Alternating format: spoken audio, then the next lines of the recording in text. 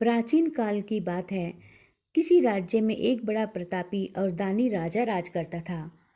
वह हर गुरुवार को व्रत रखकर दीन दुखियों की मदद करके पुण्य प्राप्त करता था। परंतु ये बात उसकी पत्नी को अच्छी नहीं लगती थी। वह ना तो व्रत रखती थी और ना ही दान पुण्य में ही कोई विश्वास रखती थी। इतना ही नहीं, वह राजा को भी ऐसा करने से हमेशा रोकती रहती थी। एक समय की बात है, राजा शिकार खेलने के लिए वन गए। घर पर रानी और दासी थी। उसी समय गुरु बृहस्पति देव साधु का रूप धारण कर राजा के दरवाजे पर भिक्षा मांगने आए। साधु ने जब रानी से भिक्षा मांगी तो वहां कहने लगी, हे साधु महाराज, मैं इस दान पुण्य से तंग आ गई हूँ। आप कोई ऐसा उपाय बताएं जिससे कि मेरा सारा धन नष्ट हो जाए और मैं आराम से रह सकूं। इतना सुनकर बृहस्पति देव ने कहा, देवी, तुम बड़ी विचित्र हो। संतान और धन से कोई दुखी होता है क्या? अगर अधिक धन है तो इसे शुभ कार्य में लगाओ। कुंवारी कन्याओं का विवाह कराओ, विद्यालय, बाग और बगीचों का निर्माण कराओ, जिससे तुम्हारे दोनों लोग सुधरें।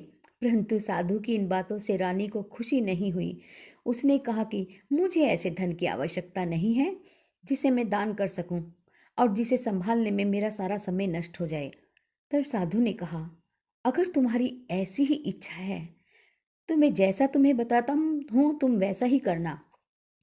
गुरुवार के दिन तुम घर को गोबर से लीपना, अपने बालों को पीली मिट्टी से धोना, राजा से हजामत बनाने को कहना, भोजन में मांस मदिरा का प्रयोग करना, कपड़े धोबी के यहाँ धुलने दे देना। इस प्रकार 7 बृहस्पतिवार करने से तुम्हारा सारा धन नष्ट हो जाएगा। इतना कहकर साधु के रूप में श्री बृहस्पति देवता अंतर्ध्यान हो गए। साधु के अनुसार कई बातों को पूरा करते हुए रानी को केवल 3 बृहस्पतिवार ही बीते थे कि उसकी समस्त धन संपत्ति नष्ट हो गई। भोजन के लिए राजा का परिवार तरसने लगा।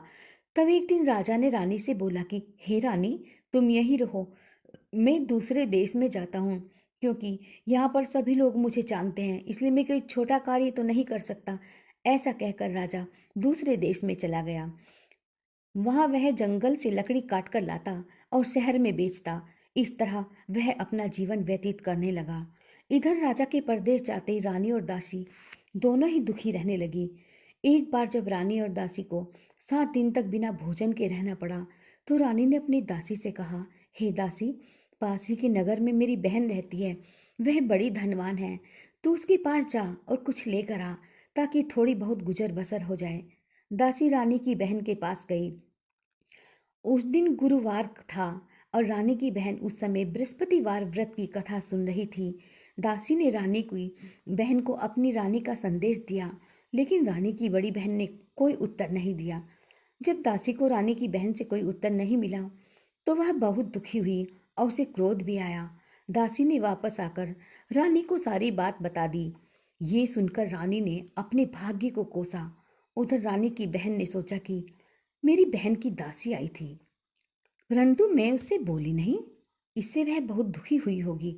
कथा सुनकर और पूजा समाप्त करके वह अपनी बहन के घर आई और कहने लगी, हे बहन, मैं बृहस्पतिवार का व्रत कर रही थी।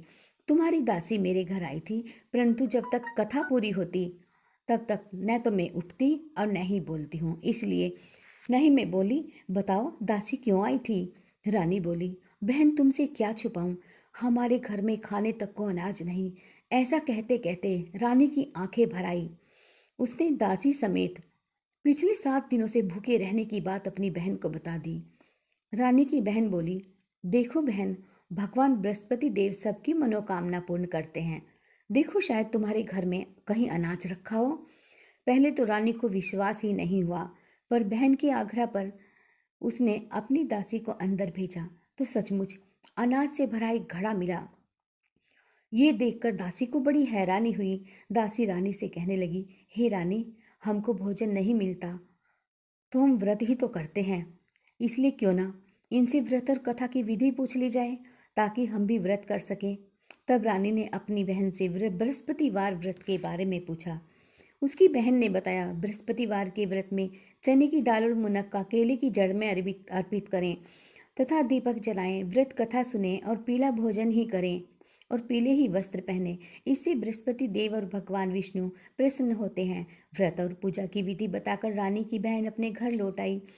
7 दिन के बाद जब गुरुवार आया तो रानी और दासी ने व्रत रखा। वह घुड़साल में जाकर चना और गुड़ लेकर आई।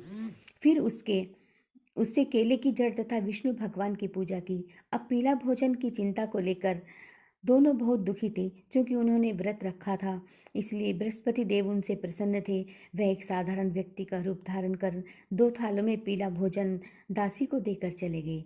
भोजन पाकर दासी बहुत प्रसन्न हुई और फिर रानी के साथ मिलकर भोजन ग्रहण किया। उसके बाद वह सभी गुरुवार को व्रत और पूजा करने लगी। बृहस्पति देव की कृपा से उनके पास फिर से धन संपत्ति आ गई, परंतु रानी फिर से पहले की तरह आलस्य करने लगी। तब दासी बोली, देखो रानी, तुम पहले भी इस प्रकार आलस्य करती थी। तुम्हें धन रखने में कष्ट होता था, इस कारण सभी धन नष्ट हो गया। और अब जब बृहस्पति देवता की कृपा से धन मिला है तो तुम्हें फिर से आलस्य होने लगा।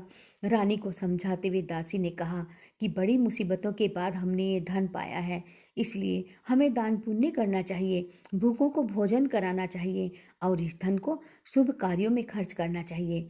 इससे तुम्हारे कुल का यश बढ़ेगा, स्वर्ग की प्राप्ति होगी और पितृ भी प्रसन्न होंगे। दासी की बात मानकर रानी अपना धन शुभ कार्यों में खर्च करने लगी। इससे पूरे नगर में उसका यश बढ़ने लगा और राजा भी घर वापस आ गए। बृहस्पति व्रत कथा के बाद श्रद्धा के साथ आरती की जानी चाहिए। इसके बाद प्रसाद बांटकर उसे ग्रहण करना चाहिए। तो मित्रों, ये थी बृहस्पतिवार की कथा, बृहस्पति देवता की कथा आपने सुनी। और हाँ, आपको कैसी लगी कृपया कमेंट बॉक्स में कमेंट करके बताइएगा और हमारे चैनल को लाइक, शेयर व सब्सक्राइब अवश्य कीजिएगा। फिर आती हूँ किसी अन्य धार्मिक आध्यात्मिक वीडियो के साथ। राधे राधे।